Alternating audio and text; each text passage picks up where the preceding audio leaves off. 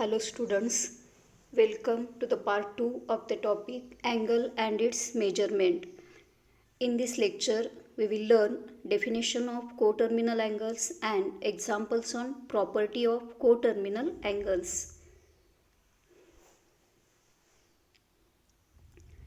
See the figure.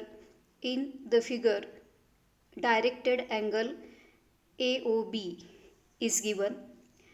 आता इथं डायग्रॅममध्ये directed angle AOB हा दिलेला आहे.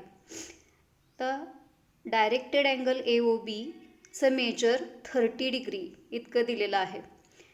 तर ही जी डिरेक्शन आहे ही अँटी क्लॉकवाईज डिरेक्शन आहे, म्हणजे त्या डायरेक्टेड अँगल AOBचं मेजर हे +30 डिग्री येणार आहे. आणि इनिशियल आर्म OA आहे, रोटेशन इथून स्टार्ट झालं आहे आणि टर्मिनल आर्म इथं रोटेशन थांबलेलं आहे, म्हणजे टर्मिनल आर्म OB आहे. आता त्याच डायग्रॅममध्ये हा दुसरा एक डायरेक्टेड अँगल तयार केलेला आहे. इथं रोटेशन इनिशियल आर्म OA घेतले, इथून रोटेशन स्टार्ट झालेलं आहे आणि ते OB पाशी येऊन थांबलेलं आहे. मग आता रोटेशनची जी दिशा आहे ती क्लॉकवाईज डिरेक्शन आहे, म्हणजे ह्या अँगलचं मेजर हे निगेटिव्ह येणार आहे. आणि एक कंप्लीट रोटेशन पूर्ण करताना तो 30 डिग्री एवढं फिरलेला नाही, म्हणजे हा जो डायरेक्टेड अँगल आहे त्याचं मेजर -330 डिग्री एवढं येणार आहे. आणि रोटेशन इथून स्टार्ट झाले, म्हणजे इनिशियल आर्म OA आहे आणि रोटेशन इथं थांबलेलं आहे, म्हणजे टर्मिनल आर्म OB आहे. म्हणजे हा जो -330 डिग्रीचा अँगल आहे त्याचीसुद्धा इनिशियल आर्म OA हीच आहे आणि टर्मिनल आर्म OB हीच आहे. आता तिसरा एक अँगल दाखवलेला आहे 390 डिग्री, त्या अँगलचं मेजर आहे. तर 390 डिग्रीचा अँगल हा आहे, हे रोटेशन अमाऊंट ऑफ रोटेशन ही आहे. तर तो अँगल फॉर्म करताना रोटेशन इथून स्टार्ट झाले, म्हणजे OA ही त्या अँगलची इनिशियल आर्म आहे आणि रोटेशन इथून स्टार्ट झाले ते अँटी क्लॉकवाईज डिरेक्शननं आहे. आता इथंपर्यंत एक रोटेशन कंप्लीट झालं आणि पुन्हा तो 30 डिग्री एवढं फिरलेला आहे, म्हणजे एक रोटेशन म्हणजे 360 डिग्री अधिक 30 डिग्री, म्हणजे हा जो डायरेक्टेड अँगल आहे हा डायरेक्टेड अँगल ह्याचं मेजर 390 डिग्री एवढं आहे. पण इनिशियल आर्म रोटेशन इथून स्टार्ट झाले, म्हणजे इनिशियल आर्म OA ही आहे आणि इथं रोटेशन थांबले, म्हणजे टर्मिनल आर्म OB आहे. म्हणजे 390 डिग्री ह्या मेजरचा जो डायरेक्टेड अँगल आहे त्याची इनिशियल आर्मसुद्धा OA ही आहे आणि टर्मिनल आर्म पण OB हीच आहे. म्हणजे हे जे 3 अँगल्स आहेत 30 डिग्री, -330 डिग्री आणि 390 डिग्री, ह्यांची मेजर्स वेगवेगळी आहेत. डायरेक्टेड अँगल्स आहेत ते, त्यांची मेजर्स वेगवेगळी आहेत, पण इनिशियल आर्म आणि टर्मिनल आर्म ह्या सेम आहेत. असे जे अँगल्स आहेत त्यांना कोटर्मिनल अँगल्स असं म्हणायचं आहे.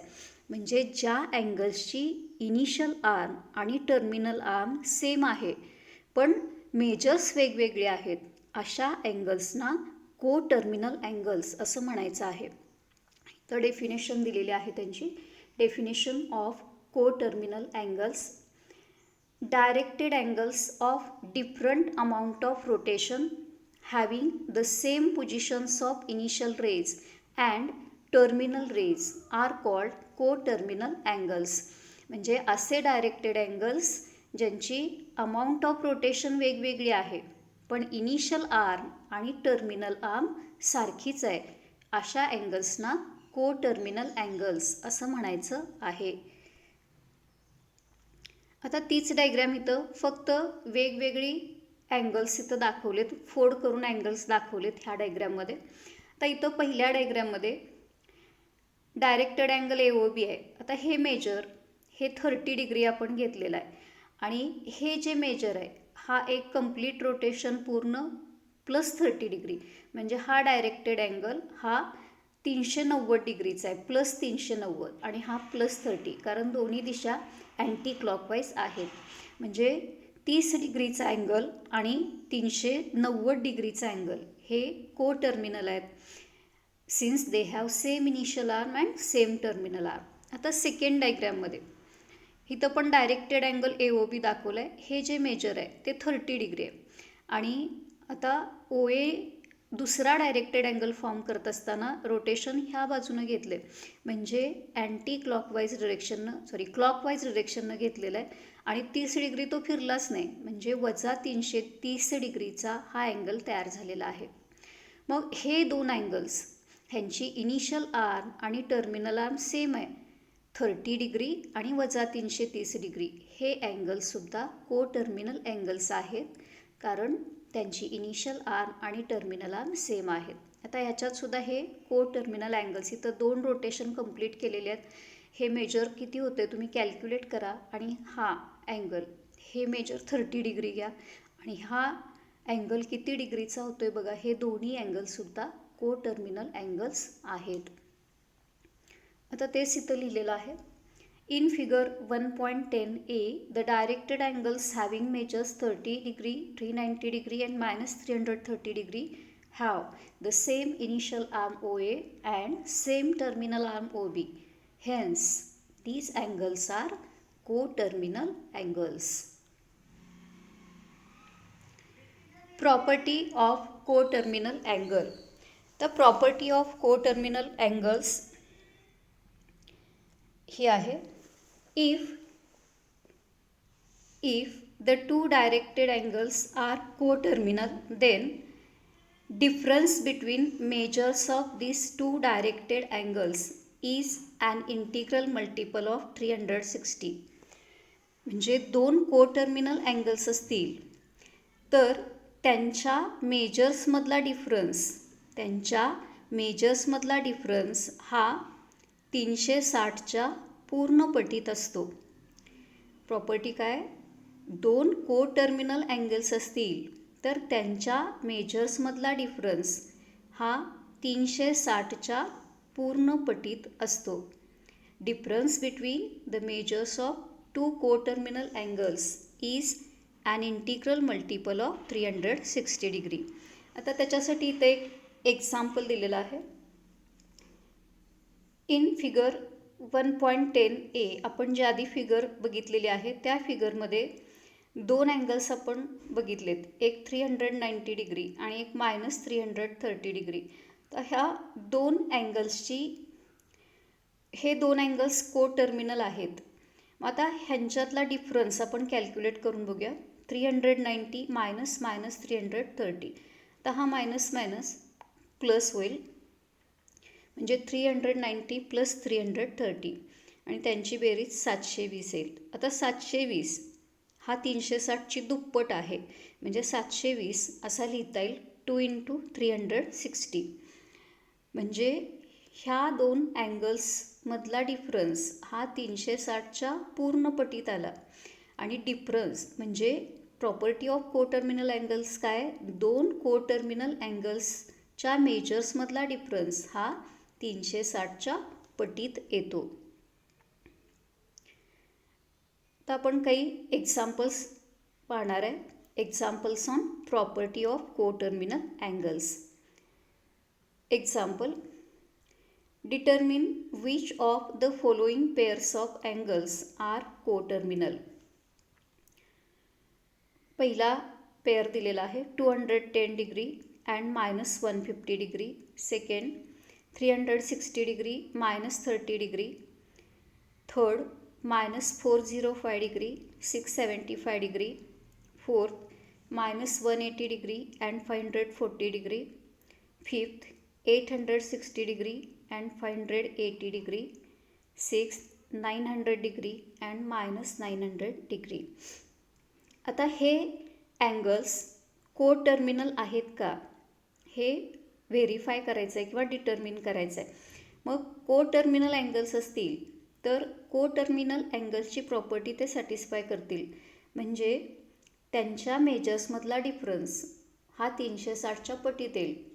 मेजर्समधला डिफरन्स जर 360च्या पटीत आला तर ते अँगल को टर्मिनल आहेत असं म्हणायचं आहे. आणि मेजर्समधला डिफरन्स जर 360च्या पूर्ण पटीत आला नाही तर ते अँगल्स को टर्मिनल अँगल्स नाहीत असं म्हणायचं आहे.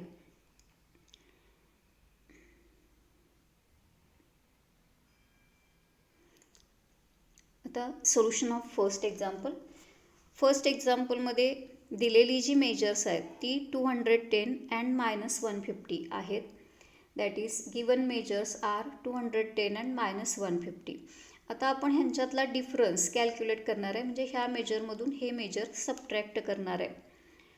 Therefore, difference between them equal to 210 minus 150. आता हा मायनस मायनस सिम्प्लिफिकेशनमध्ये प्लस होईल, इक्वल टू 210 प्लस 150. त्यांची बेरीज 360 येईल. आता 360 हा 360ची एकपट आहे, म्हणजे हा मेजर्समधला डिफरन्स हा 360च्या पटीत आला, म्हणजे 360 हा 360 गुणिले 1 असा लिहिता येईल. Therefore, which is an integral multiple of 360. That is, difference between the measures of angles is an integral multiple of 360. आणि डिफरन्स 360च्या पटीत आला तर आपण ते अँगल्स कोटर्मिनल आहेत असं म्हणणार आहे. Hence the given angles are coterminal. Solution of second. Given measures are 360 and -30. आता हे कोटर्मिनल आहेत का बघताना आपण ह्या दोघांमधला फरक कॅल्क्युलेट करणार आहे, म्हणजे ह्याच्यातून हे मेजर सबट्रॅक्ट करणार आहे. That is difference between them equal to 360 minus -30. आता हा मायनस आणि मायनस हा सिम्प्लिफिकेशनमध्ये प्लस होईल. That is equal to 360 plus 30 equal to 390. आता 390 हा 390च्या पटीत असणारा नंबर नाही, तो 360ची कुठलीही पूर्ण पट येत नाही.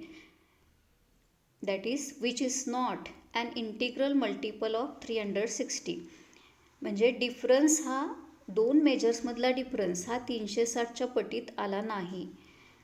That is, difference between the measures of the angles is not an integral multiple of 360. आणि डिफरन्स जर 360च्या पटीत नाही आला तर ते अँगल्स कोटर्मिनल अँगल्स असणार नाहीत. Therefore, hence the given angles are not coterminal.